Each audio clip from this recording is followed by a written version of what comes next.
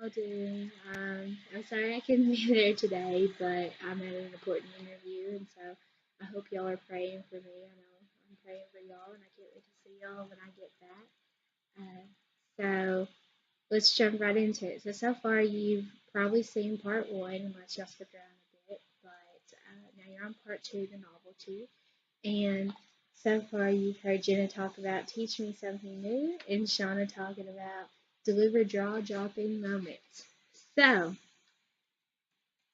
how exciting is that? So, I bet you're wondering what my topic is. Well, it's actually pretty funny. It's called Lighten Up. So exciting. So, we're going to talk about the novelty of humor. So, there was this guy, his name was Ken Robinson, and he did a TED talk about why schools kill creativity. And, that's been a problem, I think, for a really long time. And a lot of people have just kind of swept it under the rug. But his TED talk is like one of the most famous TED talks. And the reason why is because he used humor during his TED talks. So that's pretty exciting. Um, y'all know humor. Y'all know I love humor. Everything about humor, that's really exciting. So we're going to talk about how humor can help your TED Talks and your future retiring addresses. So I'm going to read you the definition that the book gives on why this works. So it says humor lowers defenses, making your audience more receptive to your message. It also makes you seem more likable, and people are more willing to do business with or support someone they like. So I don't know about y'all, but as soon as I see somebody new, I talk to them, I make sure I smile and not just be positive around them, but even though everything may be business-like, I sometimes, crack a joke in there between there or say something funny that I didn't even know it was funny and they just laugh. So I think that's a good, not just for TED Talks or retiring addresses, but just in life conversations. Um, the next thing is examples of when it has worked in the past. So I'm going to read you some of Ken Robinson's TED Talk. If you want to follow along with me on page 160 if you brought your book today, but it's at the bottom of page 160 and it said, I heard a great story recently. I love telling it. I have a little girl who was in a drawing lesson. She was 6 and she was at the back drawing, and the teacher said this little girl hardly ever paid attention. And in this drawing lesson, she did. The teacher was fascinated, and she went over to her and she said, what are you drawing? And the girl said, I'm drawing a picture of God. And the teacher said, but nobody knows what God looks like. And the girl said, they will in a minute. So that kind of made me laugh a little bit, I'm not going to lie. That was the first story. If y'all want to read, in your spare time, there's other stories of when he made them laugh, like the audience laughed during his TED Talk.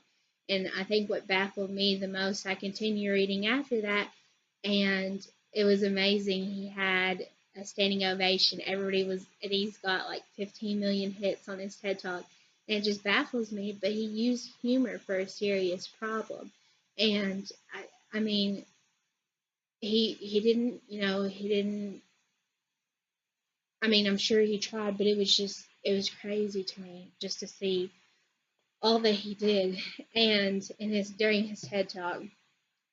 So I'm going to tell you the steps of this so you can use it in your retiring addresses and your future TED talks. Um, but we have to get one thing, one fact straight first. So the first thing is don't try to be funny. If you're not funny, I mean, I guess you could work at it, but that's one thing the book stresses is, you know, it's always good to have somebody be funny, but if you're just trying it the first time, don't try it if you've never done it before in an RA or a speech or anything like that. So avoid telling jokes. It says the moment you start telling jokes about the blonde or the one about the rabbi and the priest, you're dead. So jokes only work for professional comedians at the top of their game. So like I said, just people who've been practicing it over and over again, it pretty much only works for them. So if you've never really, if you're not into jokes, don't try to make jokes. Don't. force them into your speech. So one thing that is good with humor and a step that you could take is observations and personal stories. Everybody loves a good story as long as it doesn't last too long and it gets kind of to the point and it's kind of funny. That can, help lighten the mood of your speech, even though your speech is kind of serious. Another thing is analogies and metaphors. So you can compare two different things and, that'll kind of give people a giggle. Another big one, a step that you could take are quotes. All quotes don't have to be serious. Some can be funny, and people are like, "Oh my gosh, I've never heard that quote before." And before you know it, they'll be in their Instagram bio, and you'll be like, "Oh my gosh, I said that during my RA or during my TED talk." Because I know when I hear a funny quote or a good quote, I definitely put it in my Instagram bio. But I get a social media from it, so I can't do it anyway. Another thing to incorporate humor into your speech or something is a video. So YouTube is really popular. Everybody loves YouTube. If there's a funny video that relates to your TED Talk, then you can go ahead and slide it in there somewhere. Another thing that I think is really big, especially with national officers, I think, and even state officers too, and even people in TED Talks, just anything, as long as you have a slideshow or photos, you can talk about how the one time, like you can relate the story back to the photos. And I know everybody loves a little bit of America's Home Funniest Videos. So that was one thing that really stuck out to me.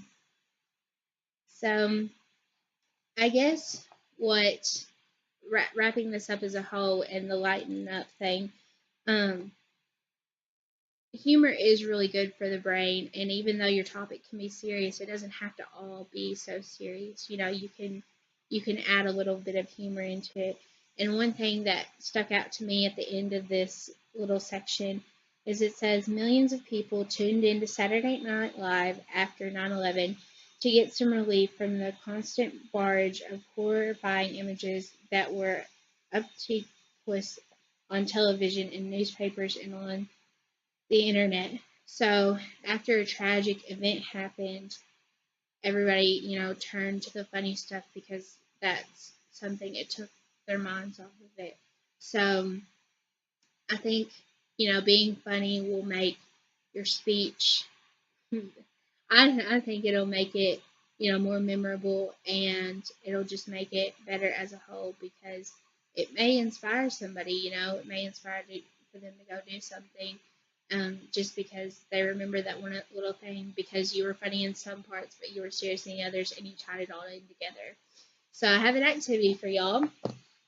I want y'all to get in groups of 2 if they're uneven groups, or get, 3, whatever works for y'all. And I want y'all to think of a funny story one time. It could be anything, but at the end of the story, it taught you a lesson. So it, it did something for you. It may have been a funny story, but it taught you a valuable lesson in the end. Like I said, I'm going to give y'all a couple of minutes for that. And by the time you get back, I get back, or y'all are done with that, Jenna and Sean will be wrapping it up. I'm sorry I couldn't be there. I really wish I could be there. I love Saturday classes with y'all. I hope y'all are enjoying your sandwiches. And I miss y'all so much. And please lighten up. I mean, that's all you can do. So have a good day, y'all. Love you. Bye, Cody Bugs. Bye.